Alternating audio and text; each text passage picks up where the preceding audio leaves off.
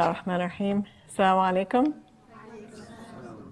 It's really an honor to be here with you this afternoon, and thank you to Reem for that very beautiful introduction. I really didn't pay her to say all those nice things. It's really been a pleasure. I was here this morning doing a couples workshop, and I'm very excited to meet with the singles after this talk, inshallah. So I've been asked to talk about how to choose a spouse, which, for people who are already married, you may not appreciate how challenging it has become to get married. But many of our young people really are struggling to find the right spouse for them. And I just have to say that I admire the effort that people put into this process, the dedication to trying to do this in the right way, because there's a lot of wrong ways to go about finding a partner. And so may Allah subhanahu wa ta'ala make your journey easy and guide you to finding the person that really is, right for you, inshallah. And for those of you who are here and who are already married, you can take this information and share with anyone in your family or friends who might benefit from it, inshallah. So I'll just go ahead and jump in. I'm trained as a mental health professional, and I work primarily in the Muslim community in Northern Virginia, the United States. And I specialize in marriage and family therapy, as well as in the treatment of trauma. And the trauma that I treat is either relational trauma, so people who have been in abusive relationships or have been abused in some kind of a relationship, or it could be trauma from war or natural disaster or anything like that. So pretty wide range. And so, out of my work with couples, I collaborated a lot in my work with one of our local imams, Imam Majid, and we thought that it would be really useful to try to get information out there for people to prevent all the divorces that we were seeing, and to offer, few people have had the opportunity to have a roadmap, how to go forward in a way that could optimize their likelihood of success in a marriage. We plan for so many things in our life, our careers, we read and we go to school and we pay a lot of money. But marriage is something that is so important and so key to our emotional well-being and our spiritual well-being. So it makes a lot of sense that we would spend some time preparing for that. So the piece that I'm going to talk about is really just one of the elements that could be useful as you're preparing for marriage, but it's kind of key how you're going to choose that partner. And so first, let me tell you a little bit about the organization that I'm representing today. Peaceful Families Project is a nonprofit organization, and we've been around for 20 years. This is our 20th year, alhamdulillah. And the focus is to prevent domestic violence in Muslim communities. And because domestic violence is so prevalent, not only in our community, but in the general population. In a survey that we did, Peaceful Families Project did in 2011, we had 801 people to respond to that survey. And we learned that 53% of the people who took the survey had experienced some kind of abuse in their lifetime at the hands of a family member. So not necessarily a spouse, it could be a parent, it could be a grandparent or a sibling, but that's a lot of abuse, right? So we want to really provide information to help people have healthy relationships, peaceful relationships. And so we provide domestic violence workshops. We provide professional development training for imams, and we have our national imam training coming up on the 20th, inshallah. We train service providers, how they can be more culturally sensitive as they work with Muslim families. And we do healthy families workshops, parenting, and couples and premarital workshops, which is what we're doing today. And I invite you to visit our website, which is peacefulfamilies.org. A lot of materials there, resources, whether they may be for you or for somebody that you know who may need that information. So before we start, I like to always start with making an intention.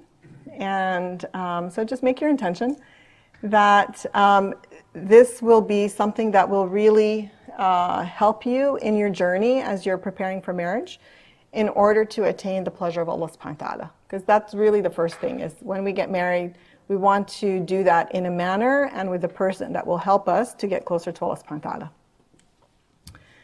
Make your intention. These are suggestions, by the way. I'm not ordering you to do that, but suggested intentions. Be open to learning about yourself, because that's really key in finding the right person for you. And be honest with yourself about yourself, okay? Because we can tell ourselves a lot of stories about ourselves that aren't true, and that could actually hinder our journey as we're looking for somebody who will be a good partner. So we have to know who we are so that we can find the right partner. So the first step, in starting this journey is having the right focus. When we think about getting married and choosing a spouse, we really need to have the right mindset, okay? And as Muslims, our mindset should always be focused on the akhirah. Everything that we do in this dunya should get us to a good place in the akhirah. Otherwise, we're really wasting our time. If we believe in the akhirah, then we're wasting our time, right? And so marriage is one of those vehicles that could really sort of aid us towards fulfilling our spiritual objectives. Because what are we supposed to do as Muslims? We have to learn how to have really good akhlaq, really good character, right? And if we're living on an island by ourselves, that's pretty easy, right? You don't have to worry about losing your temper or getting frustrated or annoyed or bothered by anybody or sharing or nothing. But when you're in a relationship, you're always managing what you want, what you need, what you prefer, with what the other person needs and wants and prefers. And in that managing, right, you have to really utilize those qualities that are integral to us as Muslims: patience and being honest and merciful and forbearing, all of those things. And so when we practice that, it is a way for us to grow and to become the best version of ourselves that we can be, okay? But we want to always make sure we have our eye on the end goal, the ultimate end goal, which is pleasing Allah subhanahu wa ta'ala. Okay, so that makes our life a lot easier in many ways, because it helps us decide, what fights we should fight, what things we should let go of, when do we want to compromise, when should we be more patient, because we're thinking of Allah subhanahu wa ta'ala at the end. It's really important that we marry somebody that has a similar end goal. So if I'm working for the akhirah and you're working for the dunya, we're not going to be a very good match, okay? If we're both working for the akhirah and we're supporting each other, right? We're not competing, but we're supporting each other so that we can both have a successful end, then we're going to make a good partnership, okay? And then when I give you advice, you'll take it well because I'm trying to help you. And when you give me advice, I'll take it well because I know you're trying to help me.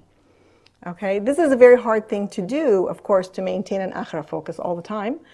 But we want to look for somebody that has similar objectives, similar values, as well as a compatible personality. Okay? Allah subhanahu wa ta'ala made us in so many different shades, so many different personalities and temperaments and dispositions. And not every two Muslims are a good match for each other, even though they both might have an akhirah focus. So we need the personalities to be compatible, okay? And then when you have an akhirah focus, it really helps you narrow down, who you want to marry, okay? It also helps you figure out how to get married, and how you're going to interact with your spouse, and how you're going to interact with your in-laws and extended family. Okay? Otherwise, we just get very distracted by things that right now seem really, really, really important, but in the big picture, they're not really that important, so we can let go. So that's why the focus is so important. And if you're a parent in the room, and you're thinking about your children who are getting married, it's important that you have that akhirah focus too, because otherwise, parents get distracted by things like this person is not of the same nationality, or they don't speak the same, dialect, or they didn't grow up in the same village, or they're not the right shade of skin. So these will not help us in our akhirah. But we want someone for our child, our adult child, who really is a good match, like spiritually and temperamentally. There are many reasons to get married, and many reasons that people do get married. And these are some of the reasons that I'm going to talk about that are not really healthy reasons. And if we don't get married for the right reason, then we may end up in a not right relationship. The relationship itself may become very unhealthy because the original motivator wasn't the right motivator. So some of the reasons people get married that are not necessarily the best reason is running away from your own family. So lots of times people are in a family, a home environment where it might be abusive, it might be unhealthy, there may be a clash between the parents and the children or the adult children, and you just want to get away. And so the first person, the first guy that knocks on your door or the first girl that shows up, oh, that's the one, that's my ticket out of here. It might work for a little bit, but if that's the reason, if that's really the only reason, you will then encounter many problems down the road, most likely. Sometimes people get married for access to financial security. Okay, that, here I'm going to marry somebody who's going to provide for me. Oftentimes the woman who's thinking this, I'm going to marry somebody who's going to provide for me. I'll have financial security and financial stability. Once upon a time, this was a reason that people got married. And it was fine because when the woman had the financial security, she was content. In our contemporary society, that's not really enough. Okay, most of us, they would like the financial security, but we also want to have a partner and a best friend and somebody that we can share things with and who will understand us. So if you only want financial security and that's sufficient, that's fine. If that works for the guy and he's fine just to be that provider, that's fine. But if you're looking for something more than that, then you need to be transparent. And this is where the honesty with yourself comes in. Why am I getting married? Solely for physical attraction.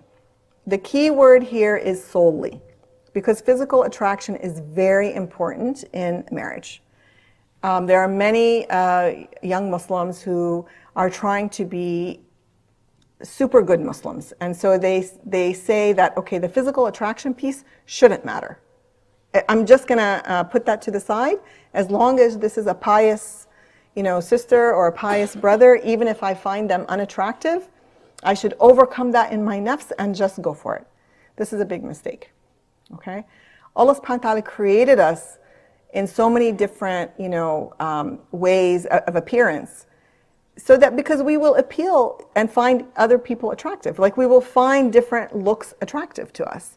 And so He made someone for everyone, and there's a reason He didn't make us all carbon copies of each other. So definitely that attraction is important because, you're going to wake up next to this person every day, inshallah, for the rest of your life. You want to wake up and look at somebody that, you can smile when you look at that person, not like, And I'm saying that because, beauty is in the eye of the beholder, right? The person may not be ugly, but may not be attractive to me or to you, right? So I don't want anyone to leave here misunderstanding me.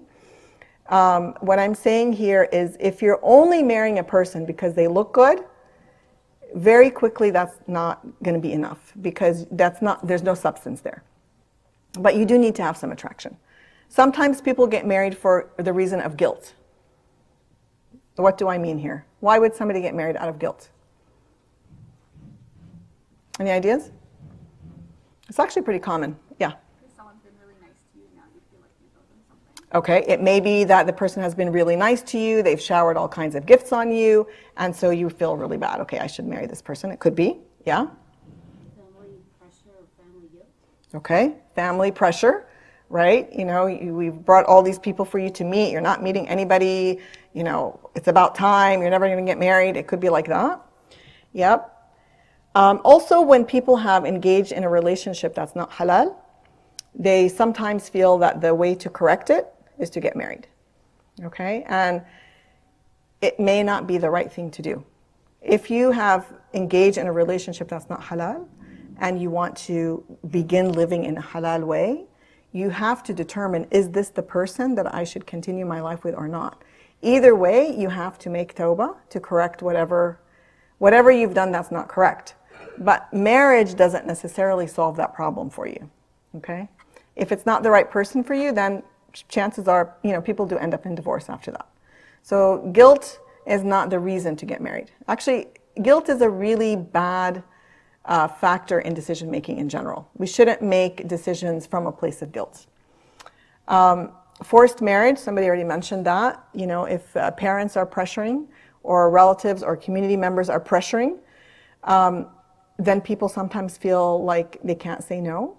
They're going to disappoint their parents, or they're going to disappoint the community, or whatever it is.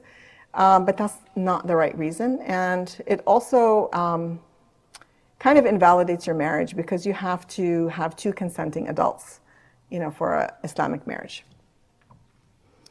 So I want to just pause here for 1 second and give you a chance to just think about the next piece I'm going to ask you. And we're going to actually, those of you who are in the singles session, we'll have an activity around this. But the first question to ask yourself is, why you want to get married. So the activity we'll do upstairs, we'll be answering this question, spending some time answering, I want to get married because. So that you can assess for yourself, is that a healthy reason, a not healthy reason?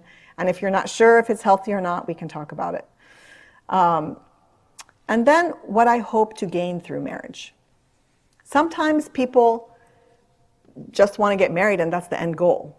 But it's really important that we know what we want to get out of the marriage, because that will also help us identify, is this person that we're thinking about marrying going to help me gain what I want to gain through marriage, right? If I want to gain a best friend, then you need to make sure the person could be a best friend to you.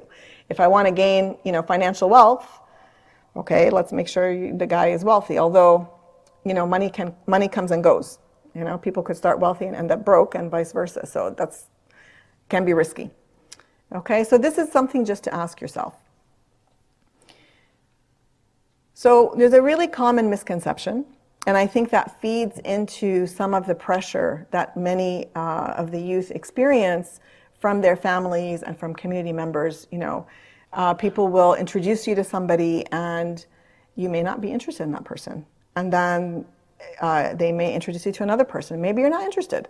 And people start to say, oh, your expectations are too high, your standards are too high, you need to come down off of your high horse and, hey, this person prays, this person fasts, what more do you want?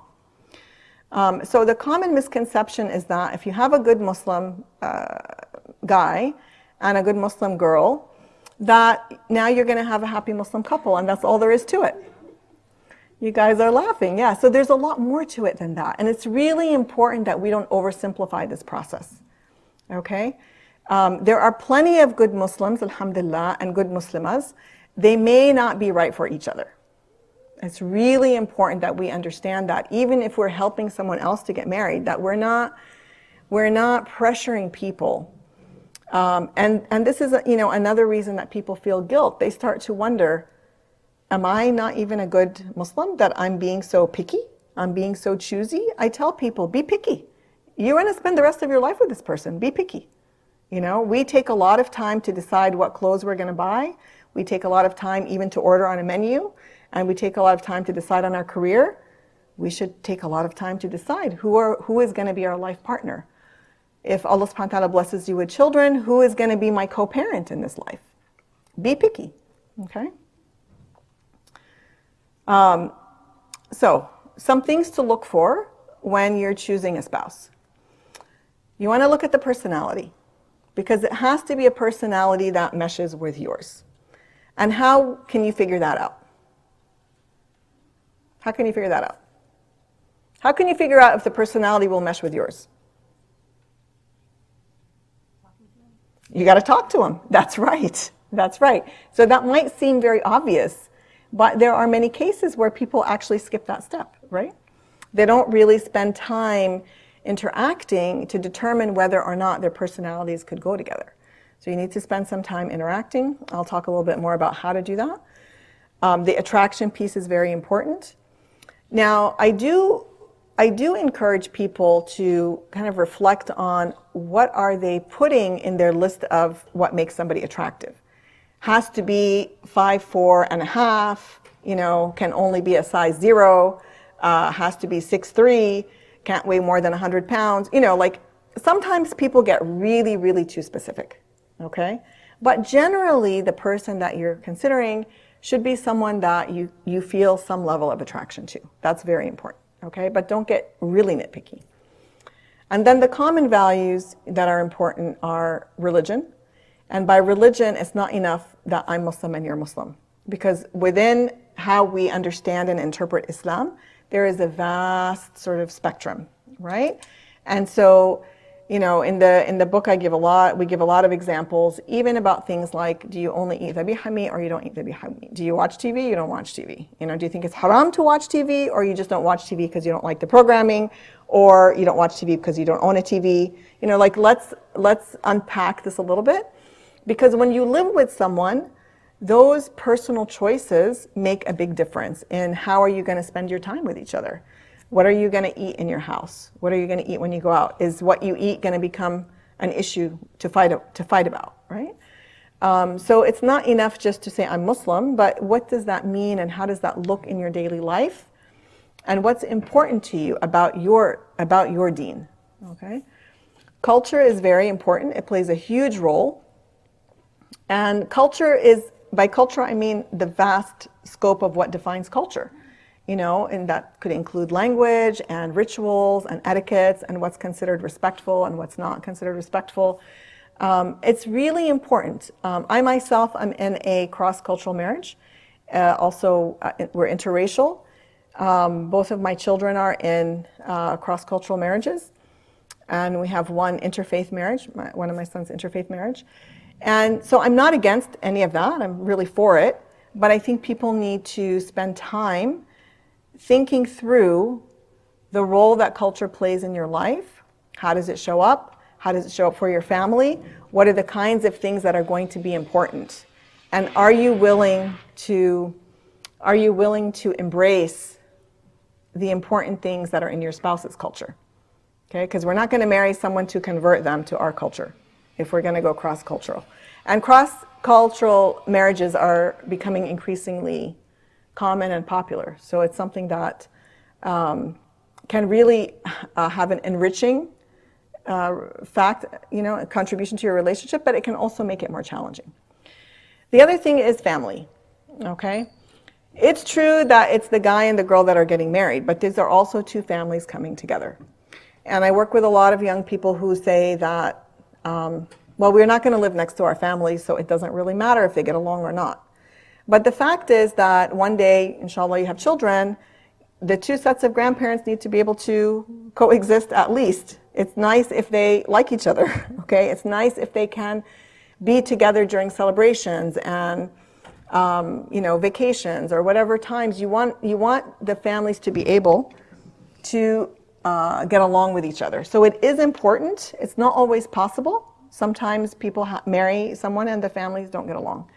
But it's very painful if one side or the other side is not able to have those full relationships with their family.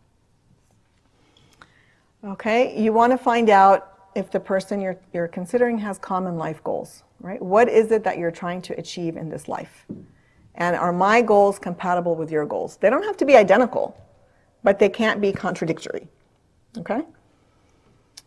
And then having a common vision for marriage. And this is something we'll do after the talk, inshallah, in the workshop, is just thinking through kind of what are your expectations out of a marriage. And sometimes people really haven't thought much about that.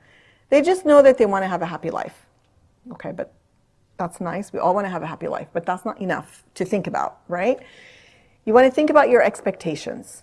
And so people say, I don't have any expectations, and that's not true. We all have expectations. We maybe just haven't really thought about them.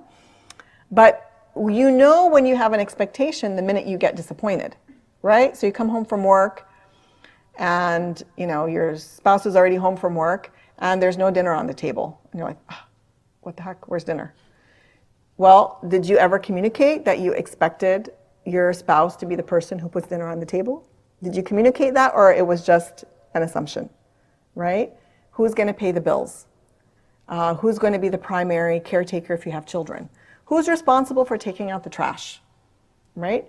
Are we going to socialize or we're not going to socialize? Are we going to socialize as a couple, or we each have our own friends? You know, these are all things that we all have opinions about, but sometimes we haven't really thought through. So one of the things I ask people to do is imagine a day, a weekday and a weekend. From the moment you wake up in the morning, imagine what it's like when your spouse is there. What's happening from the moment you wake up until the moment you go to bed. So you start to envision, you know, what are you doing? Who's doing what? What does it look like? Are you guys sitting on separate couches, or you're sitting on the same couch sharing a remote? You know, what are you guys doing? And you get as detailed as you need to get so that you really start to unpack what you're expecting. You're not going to get everything that you're expecting. You then want to prioritize, what are the things I can live with and what are the things I can live without, right? Gender roles is a huge issue that causes a lot of friction because there's sort of some contradictions and conflicts between what is expected around gender in some cultures compared to people's understanding of Islam, compared to our Western context. And all of that can sometimes collide. And sometimes we think that we want a really egalitarian relationship. We want, you know, everyone to contribute 50-50 financially. We're going to split the chores. And then after marriage, you realize that, oh, I really don't like putting in 50% of my paycheck. The guy's supposed to pay. Or my mom always had like 3 meals on the table. I wanted a woman who's working, but where's my 3 meals, right? So we need to really think honestly, and this is where we need to be honest. What is it that we're expecting from ourselves? So for me as a woman, what am I expecting? For you as a man, what are you expecting for yourself, right? And then what am I expecting from my partner? And the more you can think about this in advance and communicate it, the more you can prevent ending up with somebody that really has a different idea, okay?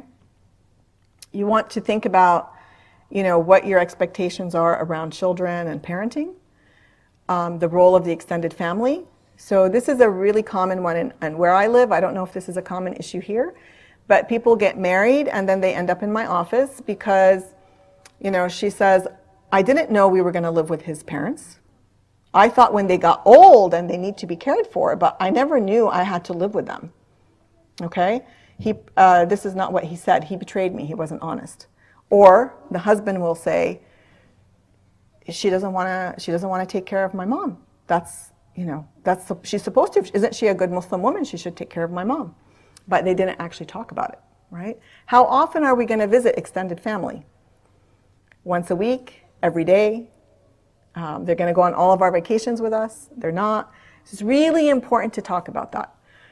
And then social life. You know, there are people who want to spend every moment outside of work with friends. And there are other people that would like to spend most of their time outside of work at home, just, you know, kind of relaxing. So you want to find somebody that is not on the opposite end of the spectrum, okay? A little close to where you are in terms of your expectations. And then how are you going to socialize? Are you going to parties? Are you having parties in your home? You know, are you going to events and fundraisers, and are you going to Islamic conferences? Like, what is it in your mind that is considered socializing? And it's pretty diverse what people will say. So this is sort of thinking, what we talked about is thinking about kind of what you're looking for, right? You also have to know yourself, and actually, ideally this comes first, but sometimes as we're thinking through what we're looking for, it helps us become aware of our own values. And have conversations with your friends about these things too, because your friends can sometimes help you be more aware of things in yourself that you might not be aware of, right? So if you say, I want to marry somebody who takes me out to dinner every night, your friend might say, you know, we've been best friends for like 5 years and you're really a homebody. You don't actually like to go out every night. Is that really what you want in a spouse, right? So your friends can sometimes help you see things in you and help you to be more honest, you know, with yourself. So you need to know your values. You need to know what you need. Okay? What you need in terms of emotionally. So like when you're upset, what do you need? Do you need space, distance, time, or do you need to talk about it? Do you need to be told daily that you are important and appreciated? Or do you need someone to do small things for you every day that make you feel valued? What are the things that you need? And if you think about your friendships, it might help you, and think about if you have siblings, what is it that you need in your relationships that makes you feel good?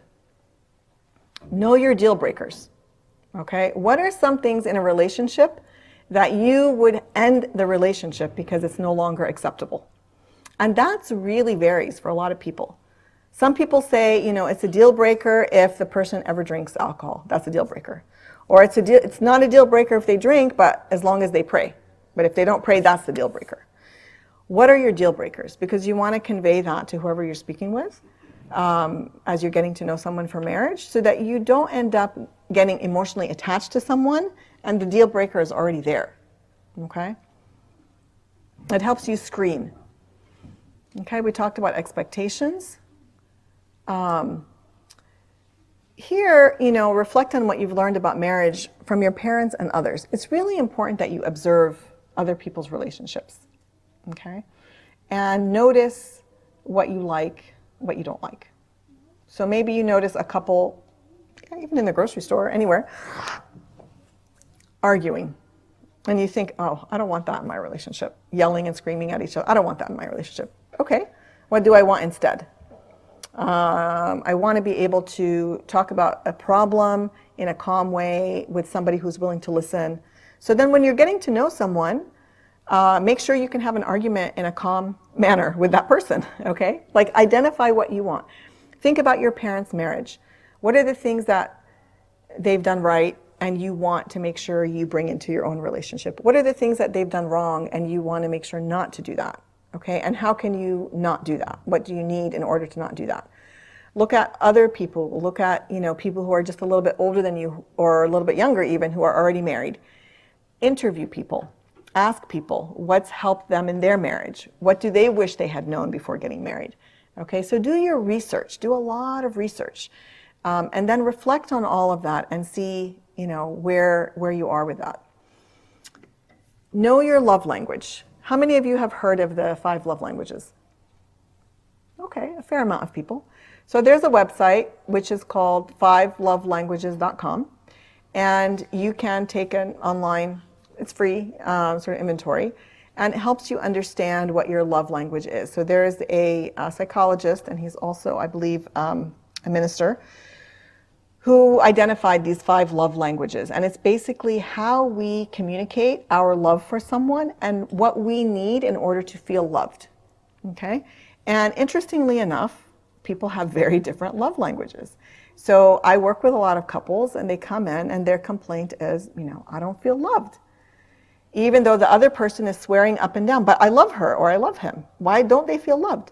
So they're not speaking the same language.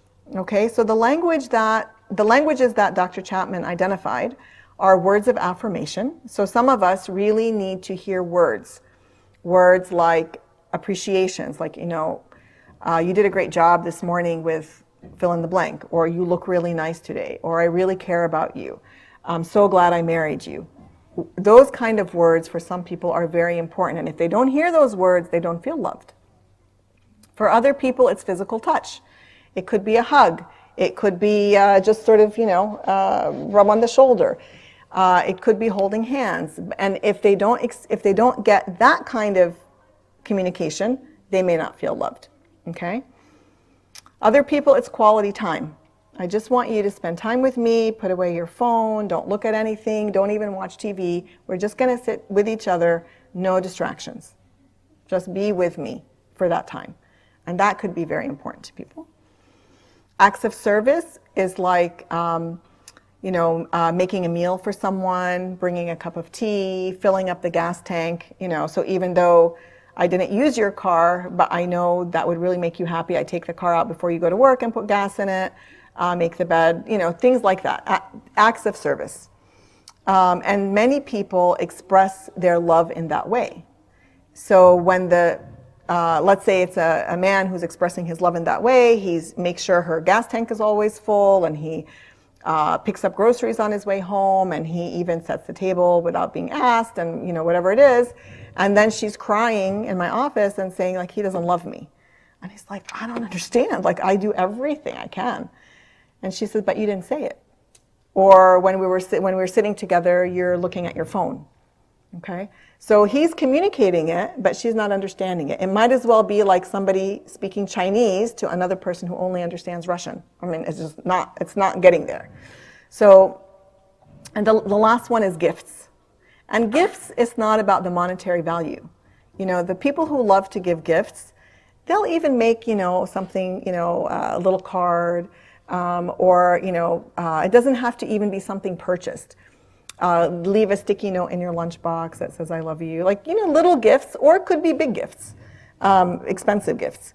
But they communicate their love in that way by getting gifts for the person that they love. So it's really important that you think about in your relationships, how do you let people know that you care about them? Which of these things is your primary? We all of us can do all of them. And the great news about that is that we can all learn another love language. Most of us have a couple, if not more, but we have a primary one that we, sort of it's our default. And so, you want to ask yourself, what is your primary love language? And you don't have to marry someone that has the same love language. It's actually very enriching if you marry somebody who has a different love language. But you want to make sure your spouse knows what your love language is, okay? So that they can, if you need gifts, they can get you the gifts, right? And not make you feel unloved.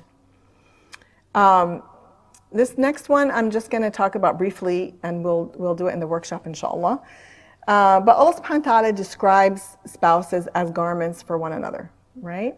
And it's a really beautiful metaphor. And actually, I could spend an hour just unpacking that metaphor of the garment.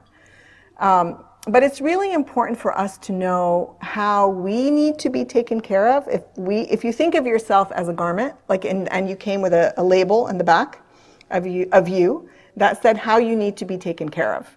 Are you a cold water wash or tumble dry or dry clean only, right? But put it into real life terms. How do you need to be treated in order to last, right? Because if you stick your wool sweater in the dryer, or your silk dress in the dryer, it's going to shrink. And sometimes we do that to our spouses. We treat them in a way that makes them, they're basically not good. They're not good for us. They're no longer good for us. So you want to identify how you need to be treated in order to feel loved, how you need to be treated when you feel down, when you've accomplished something, and what do you need in order to treat your spouse well? Okay, maybe you need a lot of communication in order to know how to treat your spouse, right? So you need to think about these things, and so when you're getting to know a person for marriage, just to be able to let them know about you. Okay? So where do you find your spouse? It does matter where you find your spouse, okay? I've met a lot of couples in the counseling setting where they met at a club, okay? They met at a club, and then later one of them becomes more religious, and the other one is like, it's not really fair, you're expecting me to be more religious. We met at a club. I mean, I wasn't practicing, and you weren't practicing. So you can't really expect me to be a different person now. So think about the kind of person you want as your spouse, and where would you find that person? When you want to get married, I mean, I think that it's important to recognize that our society has changed. It's not that easy to get married. So you want to let everybody that you know be aware that you want to get married. And you don't know where you're going to find your spouse. There are some really, really interesting stories, of how people meet each other. But it might be through your family. It might be from school or work. It might be you have common friends. A lot of people are doing, using apps. If you're using those apps, be careful. And at the same time, I know people who have gotten successfully married using the apps. Making a lot of dua at a convention. You have to interact with people, obviously. The gathering you had upstairs, I think that's such a great idea. just be open, because you don't know where you're going to meet someone. Okay? Just be you and be open, and know that you might meet the person that you're going to marry, you might meet them anywhere. Just be open to that. So I said I would talk to you a little bit about how you get to know the spouse. Ta'aruf. So Allah subhanahu wa ta'ala says that He created us as a male and a female, and He created us as nations and tribes. لِتَعَارَفُوا. لِتَعَارَفُوا. He made us different, male and female, nations and tribes, so that we could know one another. So people always want to know, well, how am I supposed to get to know someone? Like, how do I get to know someone of the opposite gender? Islam is so spacious. Sometimes we make it really tight, but it's actually quite spacious. So the activity you guys were doing upstairs, what a great idea, what a great way to get to know each other, right? To meet people. As long as you stay within the boundaries of Islam, which are not that many rules, okay? You have to avoid khalwa, which means you avoid being alone with each other, okay? Other than that, there's a lot of things that you can do. You should take your time getting to know someone, and there's no formula. Don't ask me how much time. Some people know in a week, and some people know in a year. There is no magic formula here, but you have to have enough information and opportunity to gather information, so take your time. You want to interact in a variety of contexts. So upstairs, there was a game. You guys are playing a game. That's one context, right? Have another context, like with your family. Have another context in maybe some sort of a religious gathering. You want to see different, we bring different sides of our personality to different scenarios. So you want to be able to see a person in different settings, so you can see different sides of their personality, okay? Make sure you know their medical and mental health history, okay? It's really important that you disclose any illness that you may have, and that you ask about any illnesses another person may have, okay? You're going to live with this person. Family history, and that's very broad, Family history can be like their immigration history, or any legal issues in the family, or divorces, or everything about the history is really important to know in the beginning. It's really bad when people discover things after the fact, and then they feel betrayed. Financial history, are you in debt? Are you not in debt? Do you have savings? You don't have savings, you don't believe in savings, whatever it is. I encourage everyone to do a background check, okay? Background check is of the traditional type, which means that you ask people, if I'm speaking to you for marriage, I want to know who give me some names of people who can tell me about you. I want to talk to your friends. I want to talk to your previous roommates. I want to talk to, if I'm going to hire someone to work for me, I want to talk to their previous employer. I want to talk to anybody who has experience with that person. So if I'm going to live with you, I for sure want to know, how do you treat your siblings? How do you treat your parents? How are you in shared living spaces? Things like that. And then also everybody can do an online search, right? And it's very important to do this background check to discover any legal issues. And if you tell somebody that you're going to do a background check on them and they get offended, that's information for you, okay? It should be like standard protocol, okay? Because if I don't have anything to hide, I don't mind you doing a background check. If I do have something to hide, I should better tell you up front and explain whatever it is. Just like when you're filling out an application, have you ever been arrested for whatever? Yes, no, okay, explain. All right? It's really important that we include our families. Sometimes I know this is really challenging because families sometimes create obstacles. Our families want the best for us, but sometimes they put obstacles in the path. If that's the case, I would encourage you to bring in a third party that could help mediate between you and your family, because it's really painful if you proceed with a marriage and your family is not on board. It's very painful. Sometimes we have to do that, but if you can avoid it, avoid it. Because down the road, you may feel like I don't need my parents right now, but down the road, we all want to have our family around us. So sometimes, a third party can be very helpful in mediating. I'm not going to talk too much about a wali right here, unless you have a question about it. I just want to point you to this resource, which is on our website, peacefulfamilies.org. It's Islamic marriage contracts. I think it's really important that every single one of you who intends to get married know what an Islamic marriage contract is. It's very important that you have a written contract. And it's very important that your contract fulfills the Islamic requirements as well as conforms to your laws here in Canada, so that in the event of a divorce, your rights are protected. If your contract is no good, your rights may not be protected. And by that, I'll explain in a second. Islamic marriage contract, this is sort of general. There are differences between madahibs. You need 2 consenting adults. And the 2 consenting adults are the bride and the groom, not the 2 fathers, okay? But the bride and the groom. They need to be consenting. There is an offer and acceptance, ijab and qubul. In the marriage contract, there is a mahr, which is a gift that is given freely from the groom to the bride. It doesn't go to the bride's father. It cannot be waived by the bride's father. It is payable upon demand, which means that if you, and the bride determines what the mahr is. Okay, it shouldn't be ridiculous. It should be in line with the urf, kind of what's customary in this location, in this geographic region, and your age group, whatever it is. It is something that Allah subhanahu wa ta'ala has written in the Quran. And so don't let anybody make you feel bad about collecting your mahr. Because sometimes people say, if you're a really pious woman, you just waive it. I mean, Allah subhanahu wa ta'ala doesn't say, for those of you who are not pious, you get a mahr. The mahr is for every woman. And the reason for that is, it is a sign of commitment from the husband to his wife that he's going to take good care of her.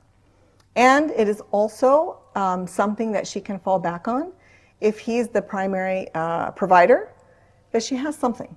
Okay? If you choose to waive it, you may. It doesn't make you a better or a worse Muslim woman to take your mahr or to waive your right. So you take it, as Allah subhanahu wa ta'ala says, enjoy it, save it, do whatever you want with it. It's something that should be written in your contract. Okay? And if it's written in your contract, and if you consult an attorney, you make sure that it's written in your contract in a way that the courts can uphold it. Okay? Mahr is not related to divorce. So culturally, many people, they write the mahr. In the case of divorce, you get your mahr. Mahr is a gift for marriage. It's not a gift for divorce. Some people pay it in portions. They pay some of it up front and some of it deferred.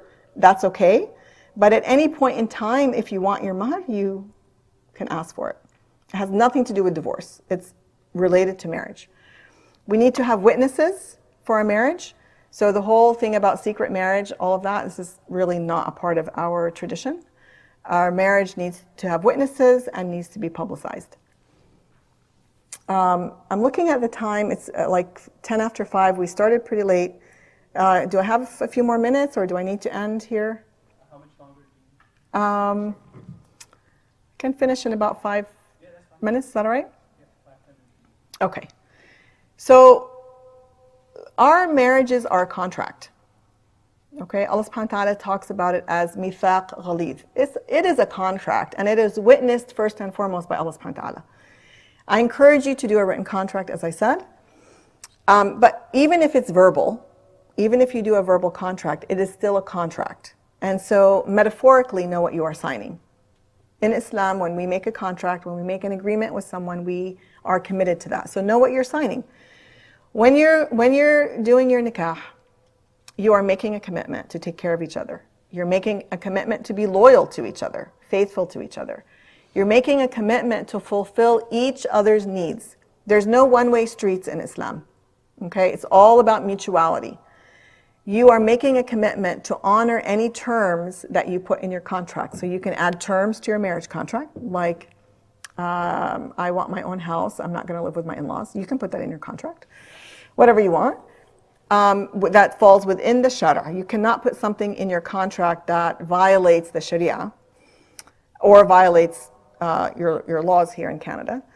But once it's in there, you have to honor it. And you have a commitment to let each other go with kindness if you're unable to fulfill the contract terms. So it's imsak bima'ruf aw tasrih bi'ihsan. You're going to stay together with ma'ruf, treating each other well. If it doesn't work, it's okay. You let each other go, also in a good way. Okay? This is in the Quran, right? So if we can't make it work, let's let each other go, but in a good way, in a kind way. After you choose your spouse, there's so much that needs to be part of a successful marriage. I'm going to go through this very quickly. In the book, it's much more elaborated. Spirituality is key. Your relationship with Allah subhanahu wa ta'ala will inform your relationship with your spouse. Okay, so you really want to keep that relationship healthy. You have to fulfill your Islamic obligations, and before you can fulfill them, you have to know what they are. So if you don't know what they are, go learn them so you can fulfill them. You want to treat each other with love and compassion. Each one of you is a shepherd. Okay, kullukum ra'in. Each one of you is a shepherd, and each one of you is responsible to take care of your flock. Okay, so we can never say that we're waiting for the other person to do their share first. Okay, each of us is going to be held accountable in front of Allah subhanahu wa ta'ala for taking care of our domain, right? Taking care of each other in the best possible way. In Islam, my understanding of the gender roles is that it is a complementary relationship. Okay, one is not better than the other, but it's a complementary relationship. And the husband in Surah An-Nisa, Allah subhanahu wa ta'ala gives the husband qiwama, which is a whole topic on itself. I'm not going to go into it. And that qiwama is, or that leadership role is by virtue of him being a provider, financial provider. That doesn't mean that women cannot be providers. They can be, of course. But the sort of the norm, and there may be exceptions, the norm is that the husband is a provider and the wife is responsible for protecting that home. That's her domain, protect the privacy, the sanctity of that home. A successful marriage has to have intimacy. Intimacy is a big range of behavior in terms of, think about what we mean by, this is like an intimate setting, versus including all the way up to a sexual relationship. So we want the whole spectrum there, has to be there, it has to be healthy. Social life is very important as well. All of us need to have certain skills. We could be good people, but if we don't have these skills, we're going to suffer. We need to have good communication, conflict resolution, we need to know how to make decisions, we need to know how to manage our anger, we need financial skills. So all of that is not the subject for today. However, if you are lacking in these, go and learn them. And there's lots of places. You can read self-help books, you can go to workshops, you can go to counseling. There's lots of ways that you can build these skills. But it's like you won't get a driver's license until you know how to drive. You really shouldn't get a marriage license until you know how to be married. Okay, and you need to have some skills. And I highly, highly recommend for everyone premarital counseling. Okay? Don't wait till the last minute after you've invited people from overseas and people have bought their airfare and you've reserved the hall and it's non-refundable and now you go to premarital counseling and you're like, ooh, I don't think this is the right person for me. Don't do that. As soon as you think this is the right person and before you invite all the guests, go and get some premarital counseling. Does not have to be a Muslim if you don't find one. But it has been proven to be a very effective tool in reducing the number of divorces. It allows you to get to know each other with someone who's asking the right questions and monitoring to see, is there something more that needs to be unpacked here? Okay? And you get to assess, somebody will help you also assess compatibility. And it allows you to discover any potential issues. Now, some people get scared, well, what if I discover something and then we're not going to get married? Discovering an issue doesn't mean you can't get married. But there are some issues you definitely want to know about. It's better to break up an engagement than to get divorced after you've got 10 kids. Like, it's really hard. So it's better to discover them up front. Okay? And it allows you to improve your communication and conflict resolution skills. So I really, really encourage premarital counseling. There are so many resources nowadays. There are people who provide it online. There are people who provide it, probably locally. So I really encourage you not to get married without doing that. If you happen to get married without doing premarital counseling, do not hesitate to get professional help. If you find yourself in trouble after you're married, get couples counseling. So I want to thank you guys for your attention. I'm at the end of my presentation.